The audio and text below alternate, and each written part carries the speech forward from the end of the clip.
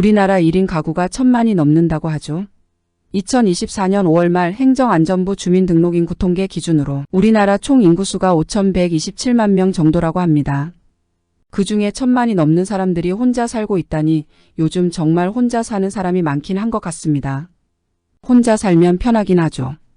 때 되면 밥 챙겨줘야 할 사람도 없고 나 먹고 싶으면 먹고 말고 싶으면 말고 설거지, 청소 좀 미뤄둬도 잔소리 할 사람 없고 나 혼자 있고 먹고 자고 하는 문제만 해결하면 되니 경제적인 부담도 덜하고 하지만 당장은 혼자 사는 게 너무 좋다고 하는 사람들도 이 문제 하나만은 다들 마음에 걸리실 겁니다. 내가 죽으면 장례식이며 기타 사후 정리 문제는 누가 처리해 줄까? 안녕하세요. 시니어들에게 유용한 생활 건강 정보를 공유하고 있는 시니어파워 만조입니다. 오늘은 요즘 많이들 하시는 가족장과 무빈소 장례 절차에 대해 정보를 한번 공유해 볼까 합니다. 얼마 전에 저희 사촌 오빠가 돌아가셨습니다. 어릴 적에는 가끔 집안 행사에서 만났지만 성인이 되고 나서 타 지역으로 이사간 사촌 오빠를 만날 기회가 많지는 않았는데요. 사촌 오빠는 친척들과도 잘 연락하지 않는 내성적인 성격에 이혼 후에 혼자 병을 앓다가 돌아가셨어요.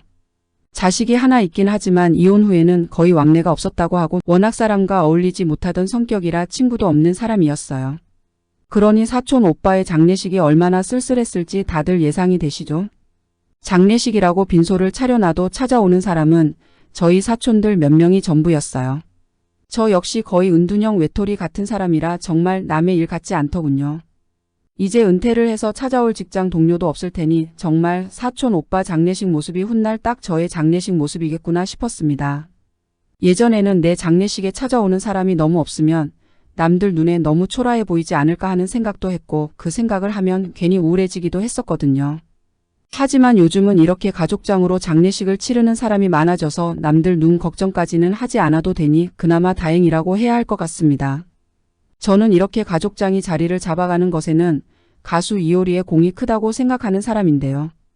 뜬금없이 웬 이효리 하시는 분들도 계시겠죠? 우리나라의 스몰 웨딩이라는 트렌드를 일으킨 장본인이 가수 이효리입니다. 일생일대에 한 번뿐인 결혼식인데 남들 보기에 초라하지 않게 빚을 내서라도 결혼식은 좀 그럴싸하게 해야 한다던 생각이 지배적이던 때가 있었는데 이효리의 결혼식이 방송에 소개된 이후부터는 가까운 지인들만 불러서 조촐하게 하는 결혼식이 전혀 초라해 보이지 않게 된 것이죠. 이효리 같은 대스타도 하는 스몰 웨딩인데 돈이 없어서 스몰 웨딩을 하는 게 아니라 내 선택이고 취향이라고 당당하게 말할 수 있는 세상이 됐단 말이죠. 그렇게 결혼식과 마찬가지로 장례식에도 스몰 열풍이 번지고 있습니다. 너나 나나 바쁜 세상 아닙니까? 마음에도 없는 괜한 인사치레로 서로 번거롭게 할 것 없이 가족끼리만 모여 단촐하게 장례 의식을 치르자는 사람이 늘고 있는 거죠.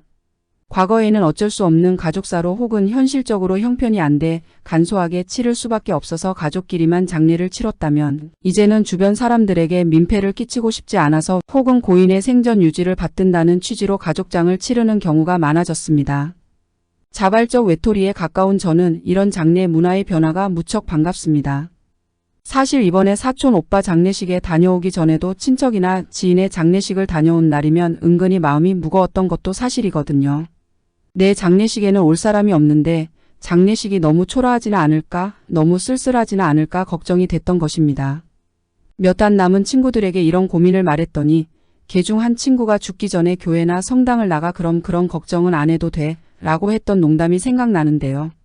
하지만 이제는 그런 수고할 것도 없이 당당하게 가족끼리만 장례를 치러도 그러려니 하는 문화가 자리를 잡고 있는 것입니다. 그러니 저같이 친구 없는 사람에게는 반가운 일이 아니고 뭐겠습니까? 이제 그럼 가족장으로 할 때 부고 돌리는 법부터 살펴볼까요? 가족장이 고인의 가족들만 모여서 조촐하게 장례 의식을 치르는 것이기는 하지만 고인의 지인들에게 부고는 보내는 게 보통입니다. 예전에야 전화로 부고를 알리는 경우가 많았고 유명인들의 경우 신문이나 매스컴을 통해 부고가 알려지는 경우가 많았지만 요즘은 전화보다 부고 문자를 보내는 게 더 보편적입니다. 가족장으로 할 경우 고인의 지인들에게 보내는 부고 문자의 한 예를 보실까요? 부고 문자에 조의금을 받을 계좌를 함께 보내기도 합니다. 저 같은 경우에는 장례 절차를 밟느라 정신없는 와중에 이런 부고 문자까지 신경 쓸 것도 없다 싶기는 합니다. 그래서 일단 가족끼리 조용히 장례 절차를 다 마치고 제가 남겨둔 몇 명의 친구들 연락처로만 소식을 전해달라고 할 생각입니다. 1년에 한 번 볼까 말까한 친구들이라도 나 죽은 소식 정도는 알려야 예의가 아니겠나 싶어서요. 그럼 이어서 무빈소 장례 절차에 대해 알아보겠습니다. 무빈소 장례는 빈소를 차리지 않고 진행하는 간소화된 장례 방식을 말합니다. 보통 3일장을 하게 되면 임종 후 첫째 날 장례식장에 시신을 안치하고 빈소를 차려 조문객을 맞고 다음날 입관 그리고 그 다음날 발인을 하게 되는데요. 무빈소 장례의 경우 3일장 절차에서 빈소를 차려 조문객을 맞는 절차를 생략하고 시신 안치, 입관, 발인, 화장터의 절차를 밟게 되는 것입니다. 예전엔 제가 뭘 잘 몰라서 나 죽거든 조문객도 받지 말고 1일장으로 끝내줘 라고 했던 때가 있었는데 우리나라 장사법에는 사람이 죽고 24시간이 지나야 화장을 할 수 있다고 합니다. 하지만 2일장이 가능하려면 2일차에 화장 예약이 가능해야 합니다. 만약 화장 예약이 꽉 차 있어 2일차에 화장을 못하게 되면 결국 안치실에서 하루 더 안치 후 3일차에 발인을 하게 되는 거죠. 이러한 이유로 무빈소 장례라도 보통 3일장으로 치르는 경우가 많다고 합니다. 무빈소 장례 절차에 대해 좀 더 세분해서 보겠습니다. 임종 후에는 제일 먼저 사망진단서를 발급받으셔야 합니다.